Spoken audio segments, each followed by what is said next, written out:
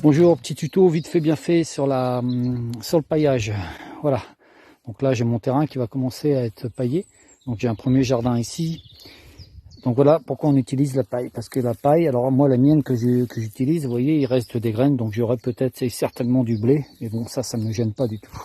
Bien au contraire, on le récupère. Donc la paille, c'est une fibre creuse, c'est pour ça qu'elle garde l'eau au maximum de sa capacité. C'est plein de petits tubes.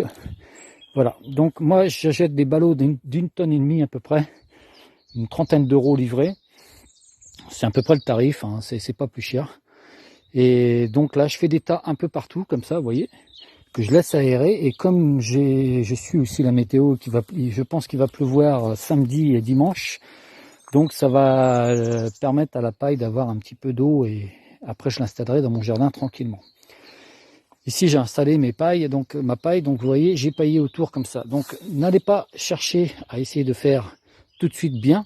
Positionnez votre paille, mettez entre 20 et 25, voire 30 cm d'auteur, comme là, vous voyez. J'ai toute ma main, plus la hauteur là, et à peu près 30 cm. Positionnez votre paillage comme ça, laissez-le respirer, parce qu'il a été compressé dans le ballot ou dans la grosse balle. Et donc laissez-le respirer. Et au bout de 3-4 jours, et avec la rosée du matin, car on a une très belle rosée du matin, tenez, voilà un petit cadeau.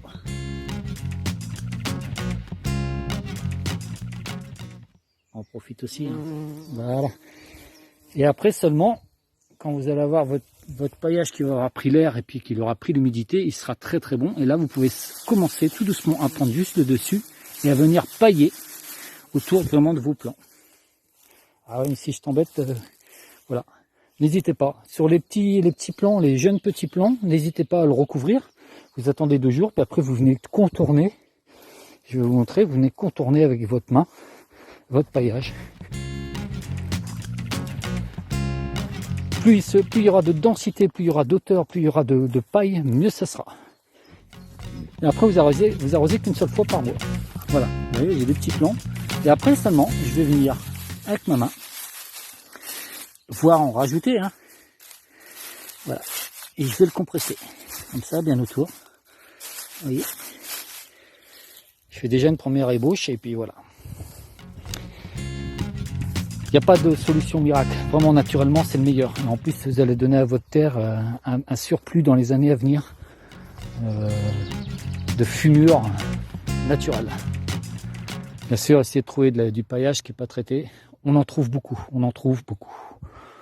Il suffit de prendre le temps et d'aller chercher au bon endroit et d'aller chercher les bonnes personnes tout simplement. C'est comme tout. Comme pour les plantes, n'allez pas en acheter en pépinière. Bien sûr, de temps en temps, il faut faire marcher les pépiniéristes parce qu'ils en ont besoin aussi. Mais c'est aussi de devoir aussi pour faire des échanges et des partages de plantes. Maintenant, sur Internet, on peut faire des envois sans problème. C'est assez facile. Les plantes se tiennent super bien. Donc, il n'y a aucun souci. En vous souhaitant une très bonne journée et bon jardinage à tous.